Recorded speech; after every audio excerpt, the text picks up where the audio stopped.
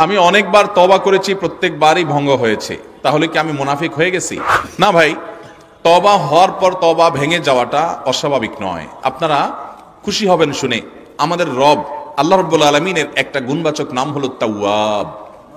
কি নাম ভাই? তাওয়াবের মানে জানেন? আল্লাহু আকবার। রিপিটেডলি, বারবার যিনি বান্দার তওবা কবুল করেন। এই জন্য ভাই, একবার গুনাহ হয়ে গেছে, আল্লাহর কাছে তওবা করেছেন, চেষ্টা করছেন যে আর যেন না হয়, কিন্তু আবার শয়তান কাত করে ফেলে দিয়েছে, আবারও তওবা করে ফেলবেন এবং দুর্বল হবেন না। এখানে ইবলিস আপনাকে বলবে, তুই এতবার একই কাজ করে তওবা করছস আল্লাহর কাছে, আবার কোন মুখে তওবা করবি? থাক, বাদ দে। আপনার তওবা থেকে দূরে সরাবে। এটা হলো শয়তানের সবচেয়ে বড় অস্ত্র।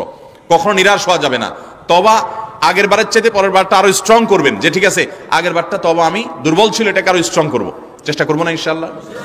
তাহলে তওবা বারবার করতে হবে, বারবার করতে হবে। ভেঙে গেলে আরো শক্ত হার্ডলি তওবা করতে হবে, নিজের প্রতি নিজে শাসন চালাতে হবে, এভাবে ইনশাআল্লাহ সামনে আগাইতে হবে। ভারতবর্ষের একজন কবি বলেছেন, আরে ये কুश्ती তো হয় অমর ভর কি, কবি ও দবালে কবি তু দবালে। ইবলিসের সাথে তোমার লড়াই তো সারা জীবনের। কখনো ইবলিস তোমাকে কাত করে ফেলে দিবে, তোমার দ্বারা গুনাহ করে ফেলবে, আবার কখনো চোখের পানি ফেলে কেঁদে কেটে আল্লাহর কাছে একান্তে। ভাইরা, কিছু নির্জন সময় কাটানো দরকার। আমাদের কোনো নির্জন সময় নাই। নির্জন সময় হলে ওই মোবাইলে আমরা ঢুকে পড়ি, মোবাইল টোবাইল বন্ধ করে ফেলে দিনে রাতে 24 ঘন্টার ভিতরে 5 ওয়াক্ত নামাজের পরে আগে যে কোনো সময় অন্তত 2-4-5টা মিনিট একটু চিন্তা ভাবনা করবেন, একটু নিজের হিসাব মিলাবেন, আল্লাহর সাথে কথা বলবেন।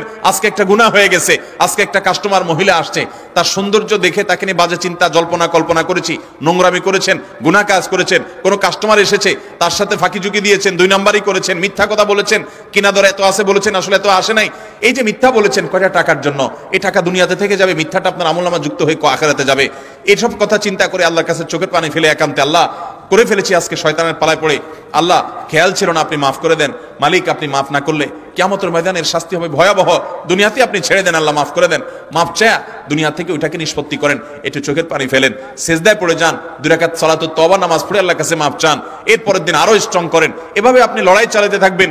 আরে ये কুश्ती তো হয় অমর ভর কি, কবি ও দবালে কবি তু দবালে। শয়তান গুনাহ কমা আপনার দ্বারা করায় আসে জিতে যাবে, আর আপনি তওবা করে চোখের পানি ফেলে গুনাহ মাফ করিয়ে তারপরে আপনি শয়তানের উপরে জিতে যাবেন। তওবা করতে থাকবো তো ইনশাআল্লাহ। তওবা করতে কখনো ক্লান্ত হবেন, তওবা অব্যাহত রাখবেন, অনবরত রাখবেন। দুনিয়াতে কোনো ফেরেশতা মানুষ নাই, সবাই গুনাহ করে।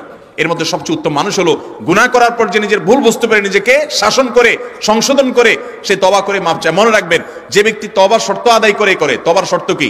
তওবার শর্ত হলো যে কাজটা করেছি গুনার কাজ, এটার জন্য নিজেকে নিজে শাসন করলাম, কেন আমি এত নিকৃষ্ট কাজ করলাম? আল্লাহ আমার প্রতি কত ইহসান করেছেন, কত অনুগ্রহ করেছেন, আমার জীবনে কত বিপদ এসেছে, আল্লাহ উদ্ধার করেছেন, তাহলে আমি কেন গুনার কাজটা করলাম? নিজেকে শাসন করা, ভবিষ্যতে না করার পরিকল্পনা করা, লজ্জিত হয়ে চোখের পানি ফেলে আল্লাহর কাছে মাফ চাওয়া, এই কাজটা যদি আপনি বারবার করেন, আপনি নিশ্চিত থাকতে পারেন আপনার তওবা দিন দিন আস্তে আস্তে স্ট্রং হবে এবং একটা সময় আপনি গুনাহ ছাড়তে পারবেন ইনশাআল্লাহ। এই জন্য তওবা কখনো ছাড়া যাবে, যতবারই তওবা ভাঙুক, তওবা আরো স্ট্রং করে করতে হবে।